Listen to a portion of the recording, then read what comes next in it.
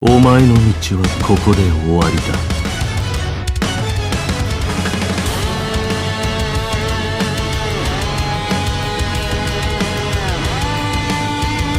見せてその先の力というもの。ブリーチブレイクソーツ。 Alright, what is going on, you guys? This is your boy, the Deathmasher, and welcome back to yet another Bleach Brave Souls video. And today we are back again with a before you summon, should you summon, however you guys want to name it.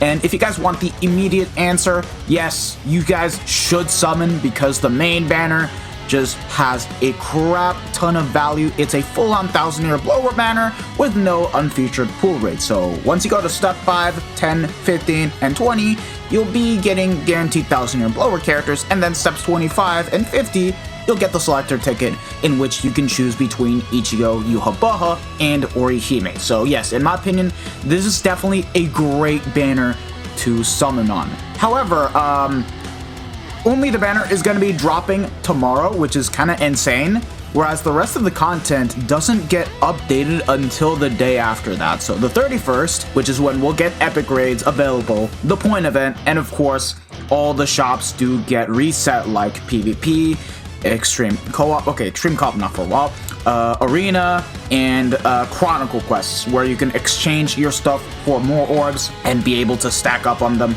So yeah, for those of you guys that are broke and are an endgame player like me, you guys will have to wait just by one day and you guys will be able to summon on the banner just fine. So yeah, I just think that all the content should have dropped a day early if we're getting the banner early, but it is what it is. We also have news of the next Limit Breaker quest. I'm just gonna briefly break it down, but like stage 1 dedicated to Yhwach, stage 2 dedicated to Ichigo, and stage 3 you can use whomever you want. I'm gonna make a separate video talking about that. Anywho, I still recommend players to prioritize mainly on the main banner because when you look at the individuals, I hate to say it, but the fillers do suck this time around, especially for Yhwach because there isn't really that much characters that you can make use out of, especially Oko now that we have Orihime dropping in the meta. You're not going to be using him as much. You can make some kind of use against the Mine 1,000-year blower Yama, but like for the most part, he's just getting killed in PvP. Lilnet just you know, not good, not usable. Like, where are you going to use her? Rose, he's a good link. I guess you can make solid use out of him in Guild Quest, but besides that, not much. Ichigo, you can make a use out of Yama and is a mine 30% droplet link, but besides that, he's okay. He just doesn't have Havoc. He's underrated. Nozomi, there's better pot units to use, but you can use her if you don't have anyone else. And Kisuke, just an arena character, nothing else. Orihime, Kagerosa is a really good filler. Right now, he is currently one of the top characters to use for ranged no affiliation guild quests and is a must-have. Retsu just sucks and Stark just sucks, and that's the entire individual banners summed up. Only summon on them as your last resort and after the main banner is pretty much gone. So yeah. Now let's just go ahead and break down all of the characters. Again, this is a 12 banner character, so it's only going to consist of the 3 main characters and 9 other fillers. And some of the fillers are good, some of the fillers are quite bad. That is all. But now, let's just go ahead and get right into the talk about the new characters and briefly break them down. So starting it off with Ichigo. Ichigo is seemingly going to be the numero uno best character that we have in the game as an overall, and best character for heart, completely surpassing Killgate with what this character is able to do. So the new stuff that he did pick up, he has a new 2-stage charge attack where upon activating the SA3, he now has an 1170 in front. If you guys aren't familiar with the attack, it's basically Mind Koga, Zombie Toshiro, what even 1,000-year blower Retsu has. Like, it's one of the more potent strong attacks, but guess what? After activating it, it's gonna be staged like, hold on, there's a better explanation. This is how it works. Tapping the strong attack button will unleash the first stage of the 2-stage charge attack, while tapping the button and then holding it down for a certain period of time will unleash a powerful second attack. However, holding the button for less than required at this stage will result in a less powerful follow-up attack. Until the second stage attack is activated, the first stage attack will inflict damage on all enemies in its area of effect while the attack button is being pressed, but it will only deal damage once to each enemy. So yeah, that's the main kicker here, and once you have the strong attack fully charged, it becomes a 1200 radius full screen. So yeah, And anywho, here's the rest of the breakdown on Ichigo's new third strong attack. While the first stage attack is being used, the character cannot move or use another attack, so make sure to use it from a safe place. Now, this isn't a problem for co-op quests and limit breaker quests, but in epic grades, you want to be careful about that because they can attack you and you can still pretty much, get your third strong attack completely screwed over. But that's just pretty much about it. You're safe at all times, but you can cancel the third strong attack, and this is how it works. Any of the following will stop the first stage attack and prevent the second stage attack from being charged, which is basically by dodging, taking damage from an enemy unless the character has the poise skill, being moved by a knockback effect from lasted survival, auto revive, or from an enemy in an epic grade, afflicted with freeze, paralysis, slow, or laceration. Wait, hold on. Okay, yeah, in this case, Ichigo is poised, right, I forget, so he's completely safe. Yeah, I thought it couldn't be cancelled, but yeah, besides that, only the epic grade bosses can stop you. But yeah, that's basically all you guys really need to know about the third strong attack. It's just gonna be really powerful. And that being said, there's just one more thing to take note of. When you're autoing with this character, he's only going to activate the lesser second stage of the attack. So there's that, and yeah, it's pretty damn interesting. And now let's just go ahead and go back up to his skills. He is also the second summonable character that isn't being resurrected to pick up a double soul trait. So now he has strong attack damage of 20% and strong attack reduce time of minus 12%. So if this character for whatever reason gets outdated in the near future, which I doubt it because this Ichigo is way too strong, you can use him as a link. Like, you can actually do that, and it's fantastic. Just like Unohana.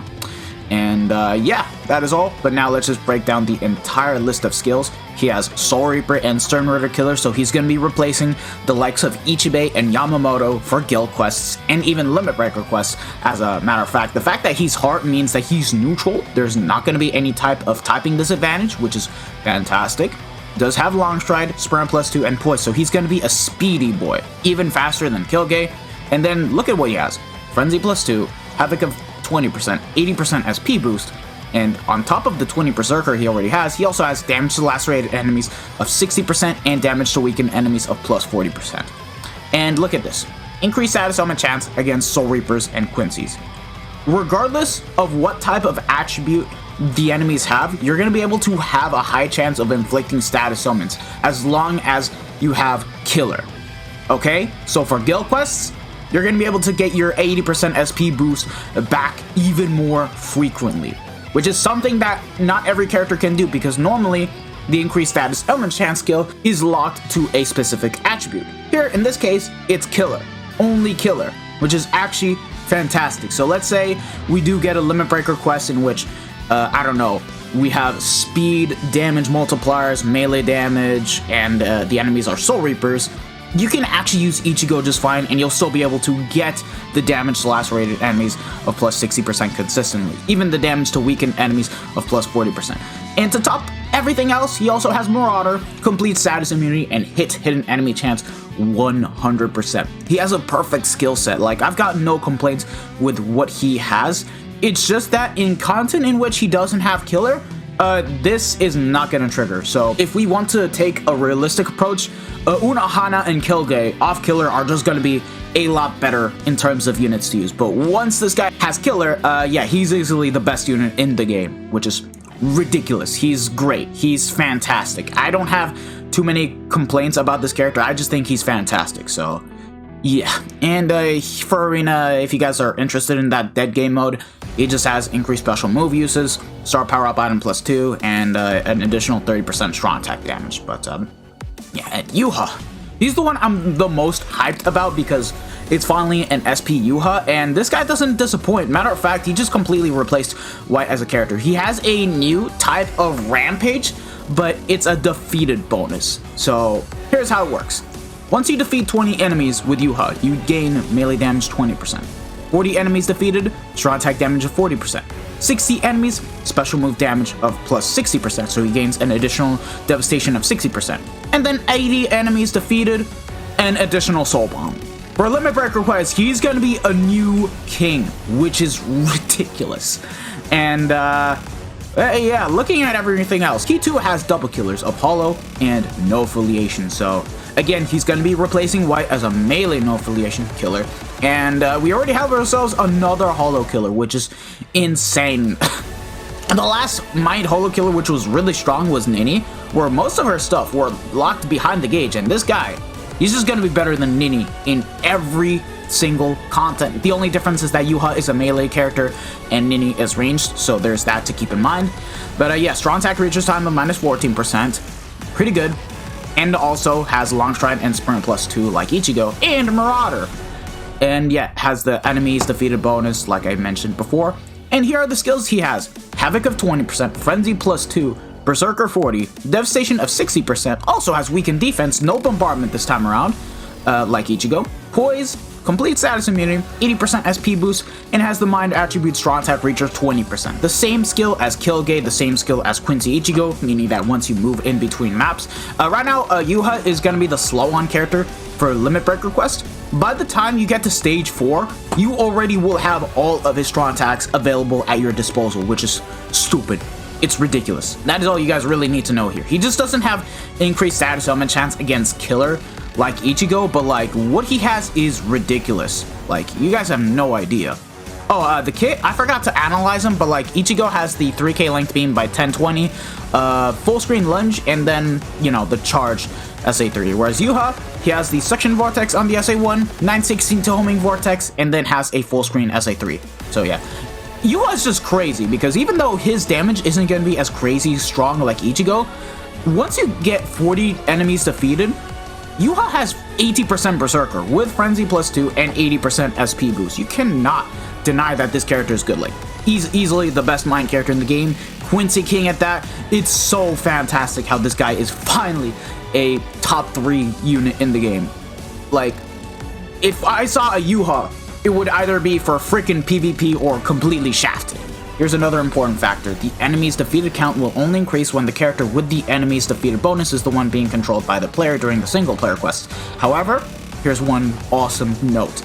Enemies defeated by other players will also be added to the count during epic raids and co-op quests, meaning that you don't have to kill all 80 enemies with Yuha necessarily, but your allies are going to help out Yuha to build it up and get the 80 hit count, meaning that that's when you'll be able to get the additional soul bomb, that's when you'll be able to get the additional damage, the devastation, etc., which is stupid. It's ridiculous. That being said, if the stamina of the character with the enemies defeated bonus is reduced to 0, the count will no longer increase with each enemy defeat. However, if they are revived, the count will continue.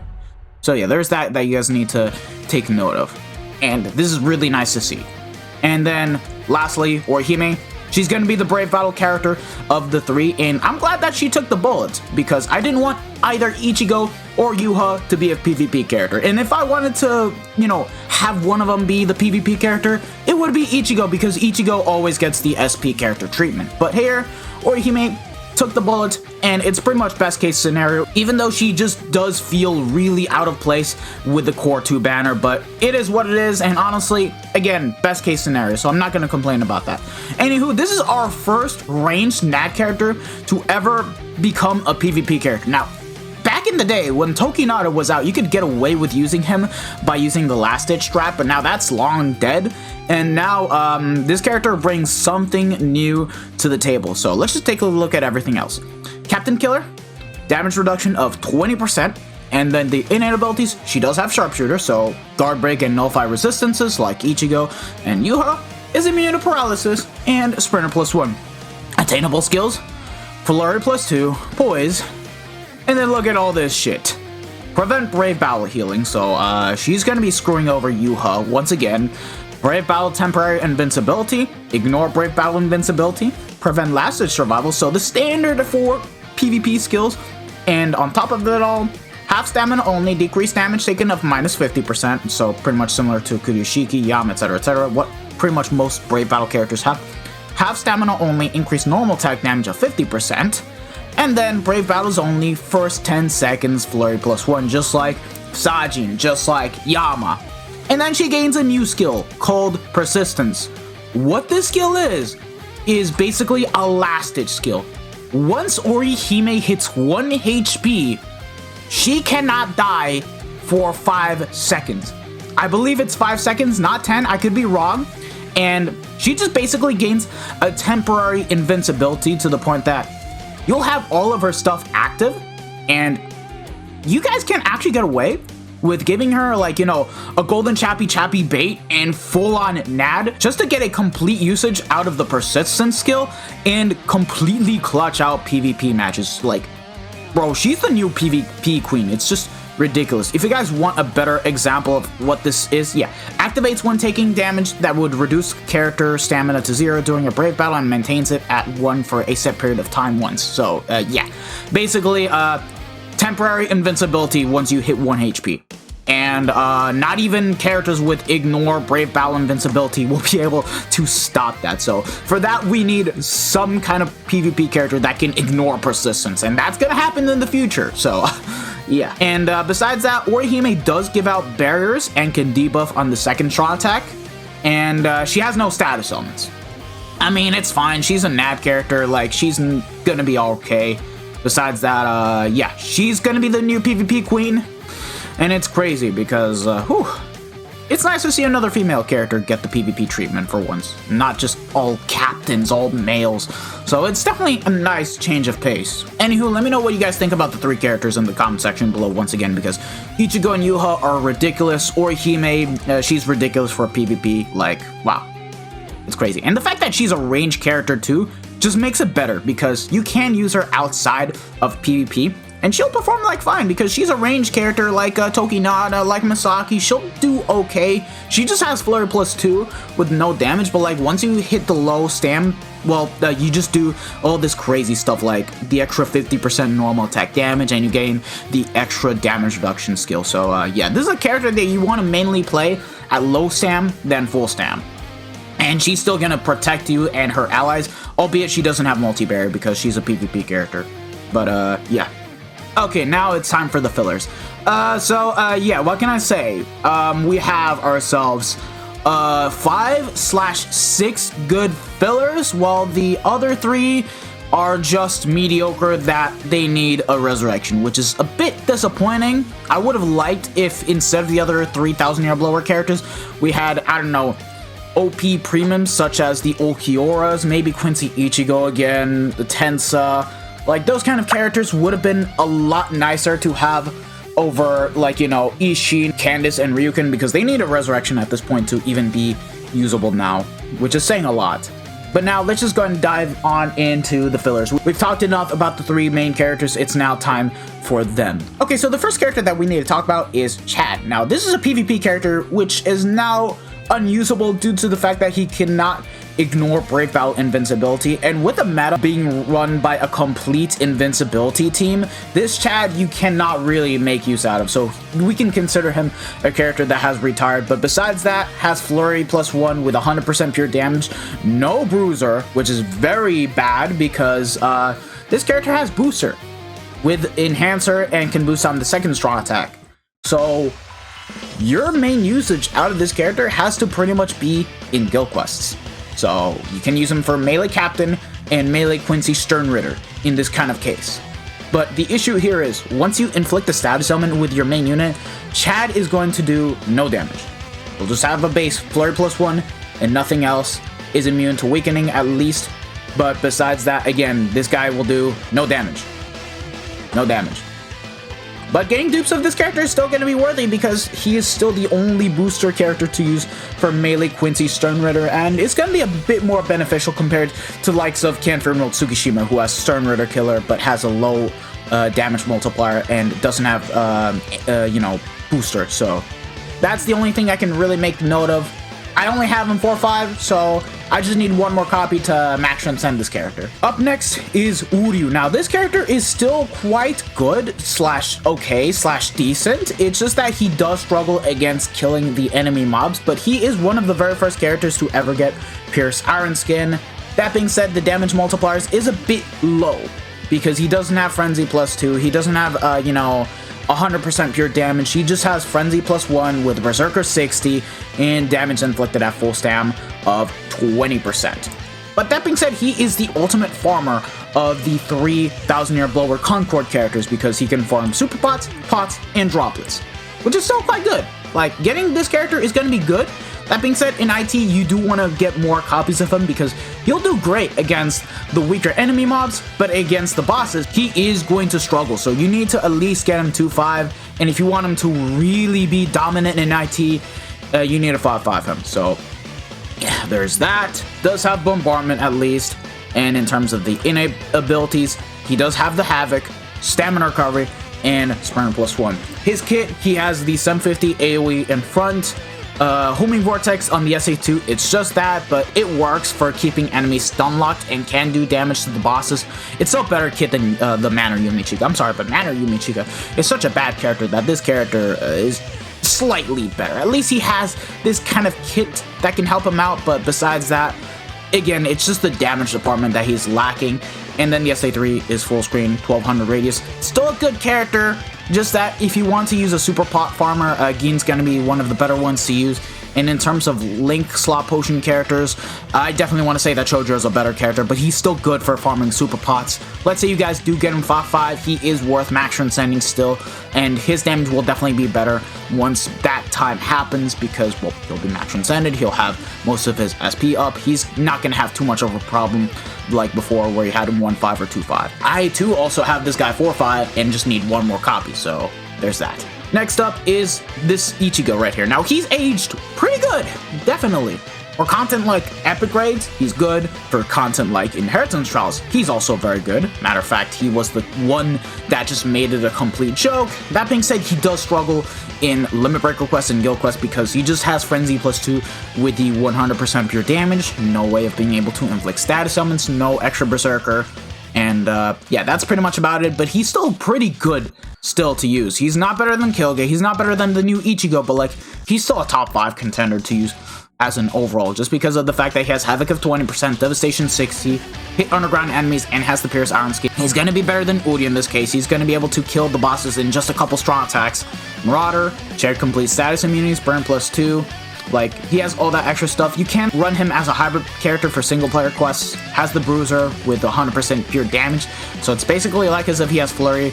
But yeah, besides that, once an ally inflicts a status elements against specific types of enemies, Ichigo will lose the 100% damage and have a bit of a difficult time trying to kill out some of the enemies. But that's just about it.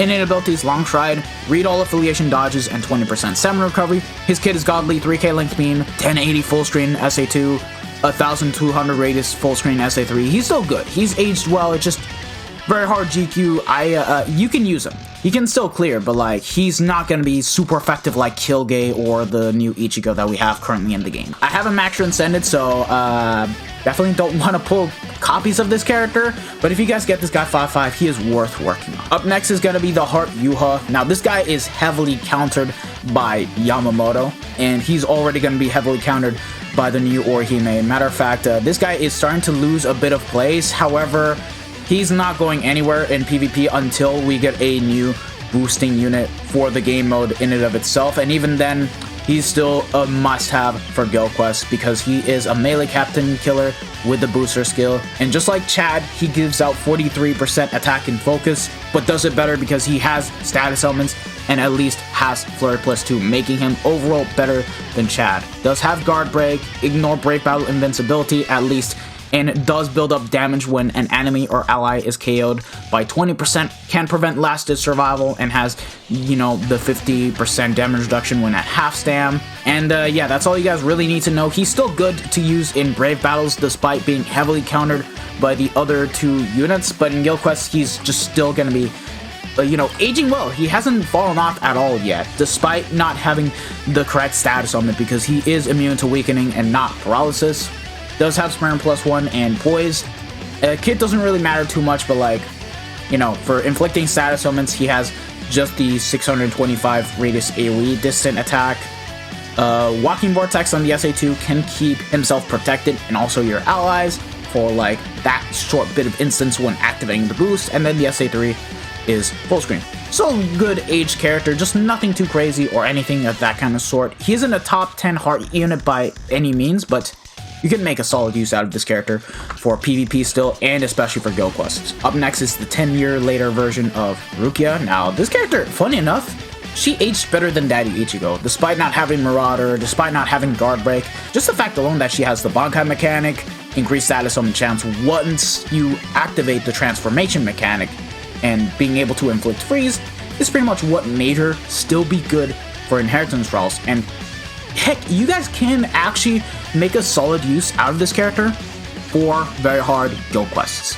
Now, she's not able to clear a Nightmare once at max Transcendence, but for very hard, she should do okay given that you have good side units to help your way out with this Rukia. She does have the post-transformation 10-second disabler against all enemies, and is immune to weakening and freeze. So in terms of status summon immunities, she's definitely set. The DPS is definitely, you know, acceptable, but like nothing too crazy. Does have Berserker 60, damage to frozen enemies of plus 20%, Devastation 40, and Havoc. So there's that. No guard break though, so when you're pretty much using her in content where she doesn't have killer, let's just say that the damage is going to be very noticeable. Like she's gonna lose a bit of damage, but once you have her faced up against the Ronkars where they don't have melee guard, yeah, you're gonna be good. You're gonna be cooking. Lunge SA1 570 radius, 960 SA2, and then the SA3 is you know, full screen. Just the SA1 is bad because it's an outdated lunge, but like you can still make a solid use out of this character if you like Bankai Rukia. She's a good character, she's definitely fallen off, but still somewhere around the top 10 for power, but that's only because power hasn't been receiving a lot of OP characters, and we just need a bit more to that attribute. Like mind, heart, and speed do not need any more characters. Tech needs a bit more, but power is in desperate need for new characters. And oh, and speaking of a power character, we have Ryukin. Worthless. That's all I can say. Worthless. Frenzy +1, Berserker 60%, Soul Reaper Killer. You're not using him in Guild Quest. He doesn't have status summons. What's his kit again? Shotgun Blast. Okay. What was this again? I forget. Oh, it's the Shockwave pushback attack. Full screen. Yeah. Wafer's Resurrection.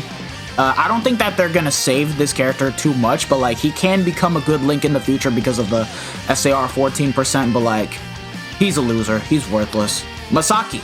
I have a love and hate relationship with this character. I hate her because she keeps on coming back in every single 1000-year blower banner, yet I love her because she is by far the best aged 1000-year blower character from 2020 to still be good. In range no affiliation, she cleaves. In autoing content, she still does that just fine. But the problem is, I've been seeing her for way too many banners. But like, that being said, she's good. She's still really good. She has Flurry +1 with 60% bruiser, normal attack damage of 20%, and also has guard break and hit underground enemies. And like, she has most of the stuff that a Nat character needs. Just that she does need multi-bearer, she does need booster, and I think that by the time she gets her resurrection alongside Ryukin and Ishin, she's definitely going to be a better character, but she's already fantastic and still one of the best ranged Nat characters to use as a whole, and even for the content in which she is being used for. Strong attacks don't matter too much, but like 18% shave on the SA1, who cares? 800 AoE, SA2, who cares? SA3, full screen, who cares? She's just a Nat character. You're gonna take away her SP. She also is immune to freeze, so like you don't even need to give her freeze resistant links for her GQ rotation. She's just that damn good for having a high bruiser and being able to have guard break. Up next is Ishii. Now, he isn't much of a loser compared to Ryukin, but this character can be salvaged by getting a resurrection because his DPS is not the greatest anymore. Sadly, he only has Berserker 20 with the speed attribute Captain Strong attack damage of 20%, can inflict burn on all of his attacks, Havoc of 20%, and has a God Kit. He has a 3k length beam, albeit with an 870 width, 960 AoE in front, and then a full screen SA3. His kit is good, it's just he needs increased status summon chance. He needs 50% SP boost. He just needs a bit more damage, and I think he'll definitely be fine as a character to use. Just wait until gets a resurrection. Candace, she's pretty much having the same issue as Ishin, not that much damage, has Berserker 20%, Frenzy +1, Havoc of 20%, paralysis on her entire kit, and weakened defense. So her Soul Bomb is gonna be okay at best, but like, yeah, she needs more damage. Her SA1 is 570 radius in front, lunge 960, full screen SA3. She's a loser right now, like Ishin, but she'll get better once she gets a resurrection. She can be salvaged like Ishin, but Ryuken is the only one out of the characters that cannot be salvaged at all in terms of the kit. And that's pretty much about it. Let me know if you guys are going to summon, or if you guys are going to say for the individual banners. Again, I recommend that you guys summon mainly on the main banner, because the value on here is 10 times better than the individual banners, despite having a crap ton of fillers. And once you get to step 25, again, you'll be guaranteed a character, one of these 3 characters, and you can choose who you want. Whereas the individual banners, you can literally go for, you know, past step 10 and not even pull the character. And I had that happen. Like, it's not even funny. So, yeah, just prioritize mainly on the Zenith summons. And, yeah, only use the individuals as a last resort. And if you're trying to file fight the characters. But besides that, yeah, thank you guys for watching. If you guys have enjoyed it, don't forget to smash that like button, share this video with your friends and family, subscribe to the channel if you guys haven't already, and hit the bell notification so that way you guys are up to date with my most recent videos. This has been your boy, the Death Smasher, and I'll see you guys tomorrow for when I stream my summons. So best of luck to you guys summoning out there, and best of luck to myself and everyone else that is going to be summoning for them. So yeah, see you guys next time. Bye, take care, peace out, sayonara, ciao ciao.